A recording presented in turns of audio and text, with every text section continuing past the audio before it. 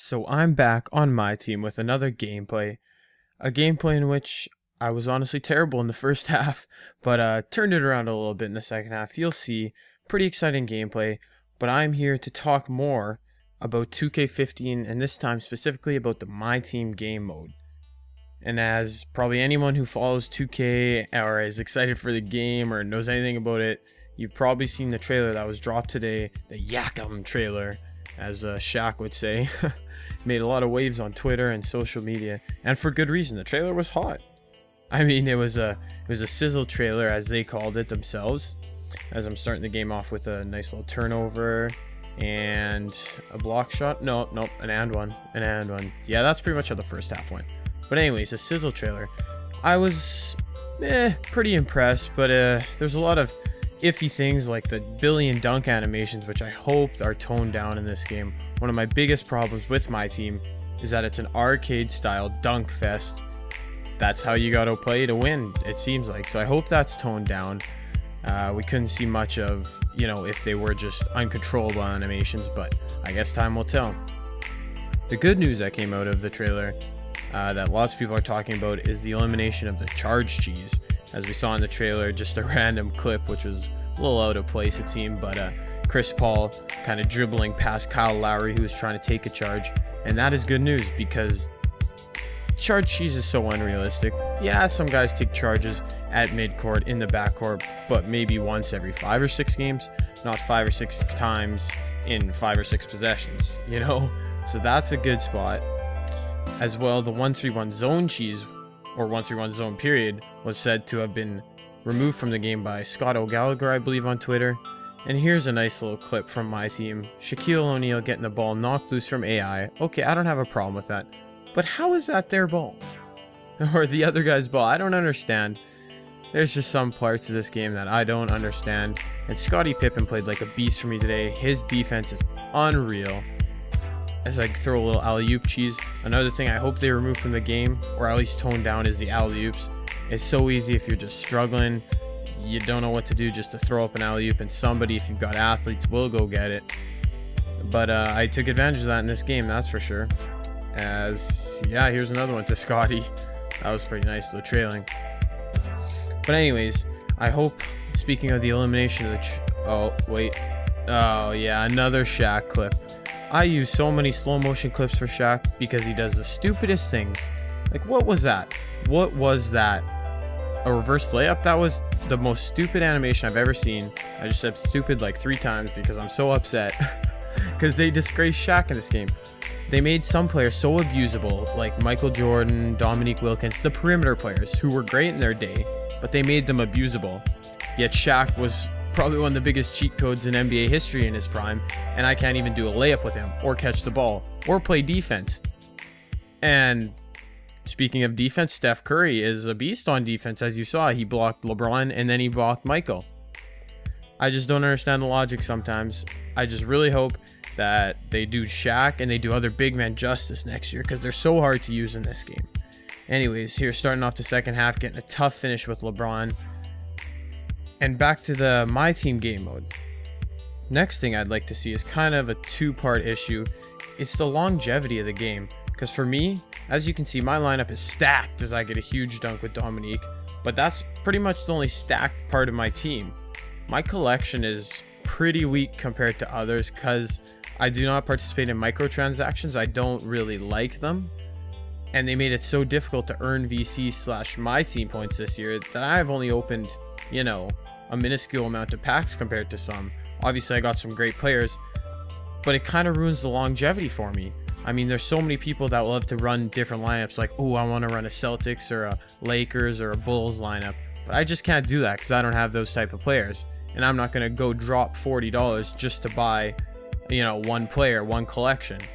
So I hope they can, add tournaments or add something into the game where it makes it fun after the first seed.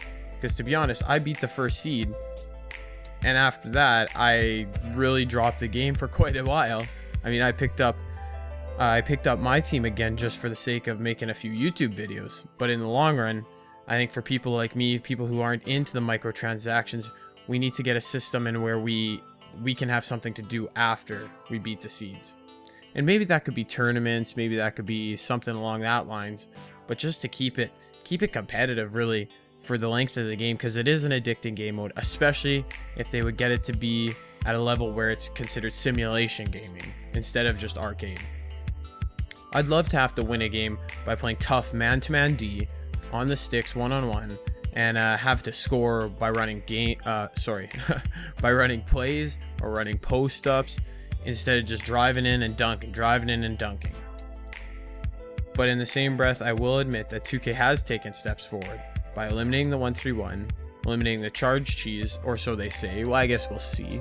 But I believe them when they say they have eliminated those things, because last year in 2K13, as we remember, current gen, the 3-pointers were out of control. If you had Del Curry, you could win a game, and Del Curry's rated like 74. But yeah, they toned down the 3-point cheese, so I'm hoping they're toning down other things in this game in an effort to make it more simulation.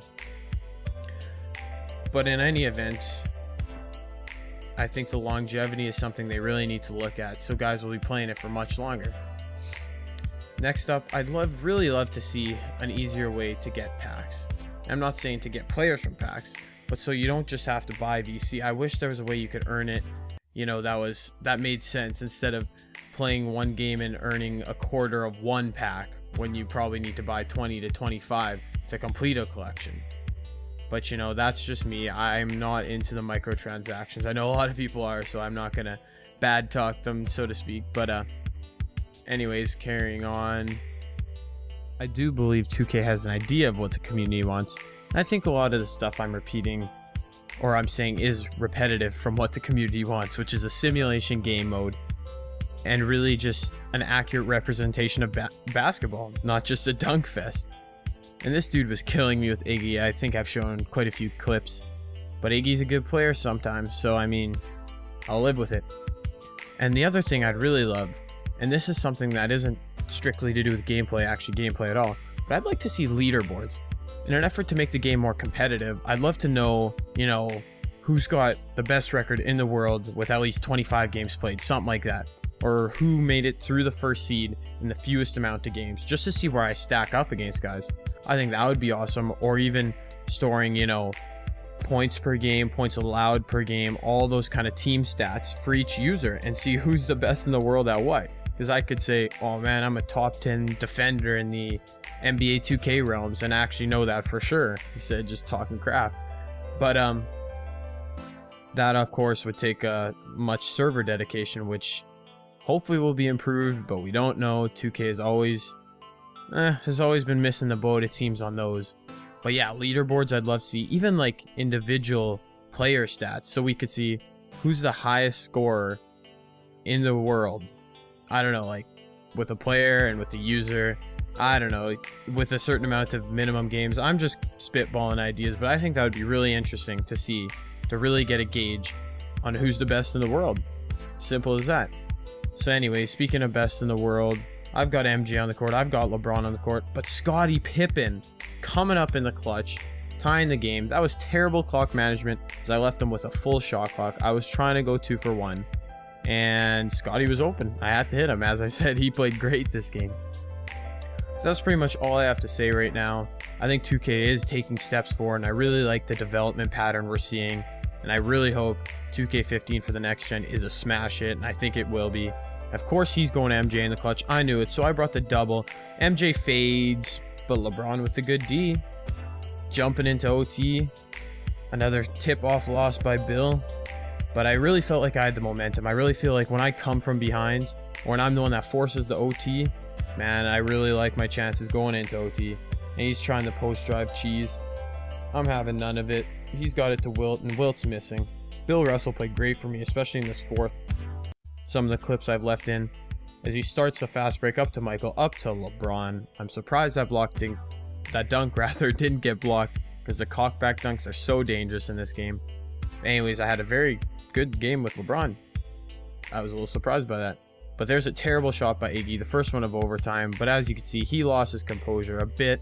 I get another slam, and I'm looking to close the door on him, really. 2 minutes left in OT. LeBron versus MJ, top of the key. LeBron drives in and gets the and one dunk. I was fortunate he didn't knock down the free throw, I stayed in the game, and this was just a wonderful possession. He's in the 1-3-1 zone. I'm staying patient. I'm pump faking. I'm swinging around, and 1, 2, 3 passes to KD. Rack it up from the corner. I love that possession. They all did the quick swing pass, a little backhand pass. It looks so good. And KD, you the real MVP for that one. And he the real MVP for missing that 3 with Jordan. Could have been a killer for me. Instead, I got the ball with LeBron. A nice bounce pass over to the MVP of this game, Scottie Pippen. So at this point, I'm up 5, minute left. He's sagging way off. I said, you know what? I'm going to pull it. Rack it up again, this time from LeBron, another former MVP. And there's KD again with the block. Those 2 plays pretty much sealed it off. I got the dagger 3. I got a block. And 1 more from the corner for good measure. So what a comeback. I think I was down by 16 or 18 or something like that in the first quarter. My first game back for in a while this game was. So I come out with the W. The Atlanta Swag Hawks beat Slotwalk. Nice name title. I don't know. Name title. Team name. I'm fumbling over my words. I'm just so excited from the trailer this morning. Anyways, the stats. Michael played solid. LeBron, really good all-around game. Bill Russell with the huge offensive rebounding and rebounding totals. But look at Scottie Pippen. 9 for 11. I was money with him. My bench, not so much. Did a little bit with Sapphire D. Rose. As for his squad, he was going at it with Michael. Took a lot of shots with him. As with Iggy, Andre Iguodala. But I mean, hey, whatever works for you, right? So anyways, I took a look at his Kobe. But that's about all I got for this one. Let me know what you think. Let me know what you think of the commentary itself and of 2K15. See you guys.